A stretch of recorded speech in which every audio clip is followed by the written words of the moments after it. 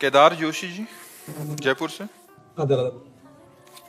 महाराज जी, क्या बोल बोल कर माला जपने के भी उतना ही लाभ मिलता है जितना बिल्कुल शांत रहकर जपने से मिलता है? अंतर है।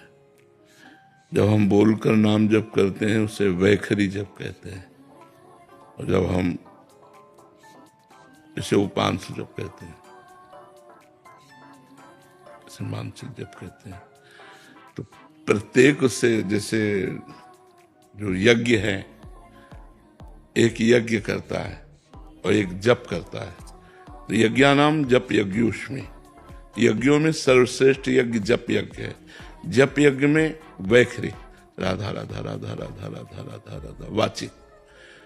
तो यज्ञ से 10 गुना बढ़ करके वाचिक जप में फल है, वाचिक से 100 गुना बढ़ करके उपांशु में है, उपांशु से 1000 गुना बढ़ करके मानसिक में है।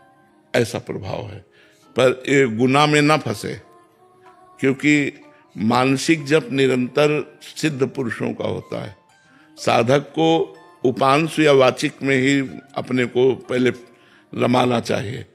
राम नाम मणिदीप धर जीह देहरी द्वार, तुलसी भीतर बाहिरो जो चाह सुजियार।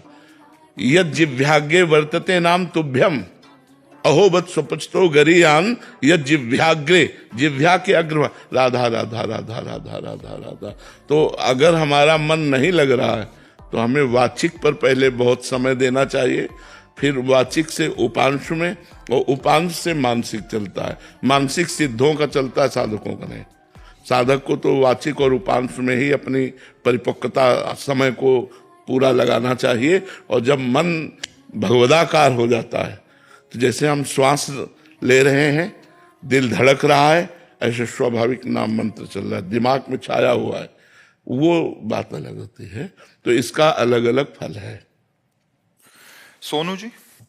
श्री हरिवंश महाराज। श्री हरिवंश महाराज जी। महाराज जी, जिस प्रकार भगवान शिव के प्रिय भक्तों में नंदी जी हैं तथा श्री राम जी के प्रिय भक्तों में हनुमान जी है, ठीक उसी प्रकार आपका परम प्रिय भक्त बनने या उस श्रेणी तक आने के लिए एक शिष्य को, हमारा कोई भक्त के, हम खुद तो भगवान के चरण दास हैं। तो दासों के दास थोड़े होते हैं, दास तो दास ही होता है। हमको तो जो पकड़े मिलता है वो श्री जी के चरणों में चढ़ा देते हैं। तो हम श्री जी के चरणों तक पहुंचाने वाले पोस्टमैन हैं। श्री जी की बात आप तक, आपकी बात श्री जी तक। हम तो खुद दास बनना चाहते हैं। हम दास किसे बनाएंगे? हाँ, दास तो स्वामिनी जी के, प्रियालाल के दास। समझ रहे ना? गुरुदेव, एक बड़ी दुविधा है जी। हमारा सिनेमा हॉल है भागीदारी में, जो नए जमाने का मल्टीप्लेक्स बोलते हैं, थिएटर। तो उसकी आमदनी को शुद्ध कैसे करें? जैसे राजा का अन्न खाने से ऋषिवर का रानी का हार अपने झोले में डाल दिया। हाँ, उसको जैसे गौशाला है, कोई बीमार आदमियों के लिए औषधालय है, धन एकत्रित करो, उसके द्वारा जैसे गरीब लोगों की औषधि की व्यवस्था है, गौओं की सेवा है, संत सेवा है, धर्मशाला, ऐसा फ्री व्यवस्था कि कोई यात्री ठहर जाए तो आराम से, ऐसी व्यवस्थाएं धन को सदुपयोग में लाना चाहिए, सदुपयोग में करना चाहिए। उससे सो धन धन्य प्रथम गति जाकी, वो धन धन्य हो जाता है जो संत सेवा, भगवंत सेवा, गौ सेवा, समाज सेवा में लगता है निष्काम भाव से, वो धन पवित्र हो जाता है।